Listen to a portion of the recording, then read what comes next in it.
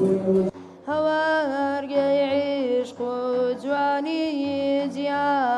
خلدا قوتابیانی بێ سەرپەرشت قوتابیانی بێباڵگ لە ڕووی پەروەردەییەوە پێگەیەنراون وانەکانی عەقیدە فقه تەجوید و قورئانیان پێوتراوەتەوە هاوکات ئەمڕۆ ڕۆژی جیهانی کاری خێرخوازیە بۆیە ئێمە لێرەوە پیرۆزبایی ئەو ڕۆژە لە سەرجەم خێرخوازان و لە سەرجەم ئەو دەستگایانە دەکەین کە کاری خێرخوازیان کردوتە کاری هەمیشەیی و لە پێشینەی خۆیان بە تایبەت دەستگا خێرخوازیەکانی کۆمەڵی دادگەری کوردستان کە هەمیشە پێشەنگایەتی کاری خێرخوازیان کردووە و ئایەتی قورئانی پیرۆزیان کردووەتە بنەمای کاری خۆیان لەبەر خاتری خوای پەروەردگار و ڕەزامەندی خوای پەروەردگار لەو بوارەدا کاریان کردووە وەسواس بۆ خوا ئێستا ئێمە وەکو دەستگای سۆمای چاوان 1155 منداڵی بێباڵگ سەرپەرشتیەکەین لە سەرجەم شار و شارۆچکەکانی هەرێمی کوردستان. دەزانین تەواوی ستافی سۆمای چاوان بکەین ئەو ستافێکەوە مامۆستایان بەشداریێتە دەرکردو بە وتنەوەی ئەو خولە پەروەردەییە ئیسلامی کە بۆ منداڵانی بێباوک و بێسەرپەرشتان کراوە.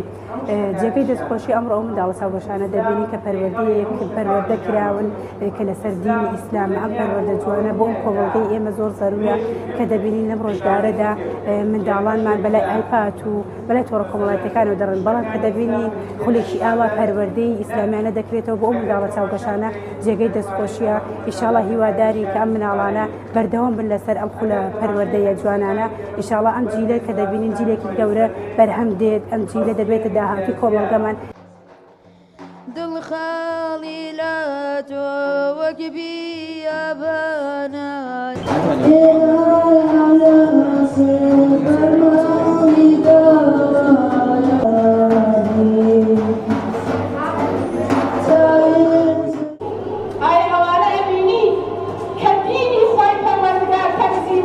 خيركم من تعلم القرآن وعلمه. وقال أيضا صلى الله عليه وسلم علموا أولادكم بالسباحة والرماية وركوب الخيل. دیارە لە خولێک لە ماوەی دوومانێکدا کە لە ماوەی دوومانجی ڕابردوو هەردوو مانگەکانی 7 و 8 هەستان بەکردنەوەی خول بۆ قوتابیا بەڕێزەکان لە دەستگای سۆمای چاوان وا دیارە قوتابیەکان ئەم خولایان بۆ ئامادەکرا بوو لەلایەن ڕێکخراوی بەڕێزی خوشکان و دەستگای سۆمای چاوان. سەرەتا بەناوی خۆی بەخشندنەوە مەهرەبان ئێمە لە دەستگای سۆمای چاوان خولی هاوینەمان هەبوو ئەو ساڵ خولەکەمان لە یەکی هەفتەوە دەستی پێکرد هەتا یەکینەوە بوو. خولەکەمان لە چەند بابەتێک پێک هاتبوو قورئانی پیرۆز نوێژ قەڵای موسڵمانان ژیاننامەی پێغەمبەر صلی الله علیه و سلم و چەند ڕێنمایی تریش کە وتاری گشتیشمان هەبوو هەر جارە مامۆستایەک وتاری دەدا.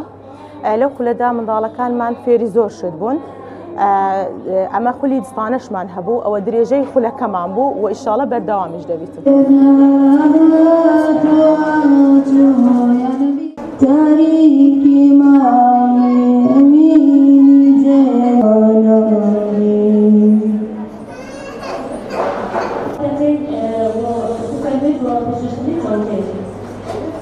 بسم الله والصلاة والسلام على رسول الله. بنای خواهی گرم گیربان سپاس خواهی گریم جا سپاس ماسته بازده کم هنکه سپاس سومای تلگیم که ام دو مانگا لگل ام زور من دوبونه ماسته کن زور زور لگل ام بالبون درسی زور زور جانیان اوتا ماسته کن ریز زور زور تایبتیان لگل ام هوا و کرتا وتاری بو ام بازدکر و کرجیان پیغمبر صلی الله علیه و سلم بو ام بازدکر و زور لآيات كان پیغمبر صلی الله علیه و سلم زور بو ام بازدکر تجربة سوما تاعنا كأصلا بو خلاص زيارينا كأما من ذلك ولا نقول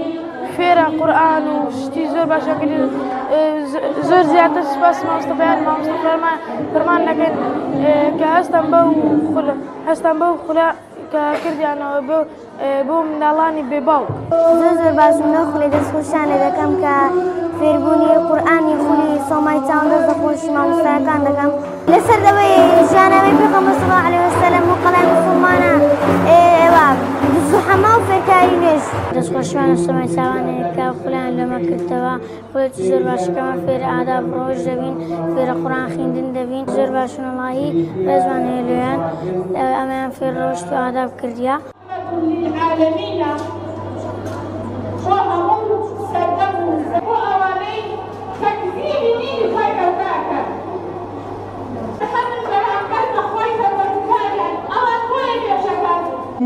يا نبي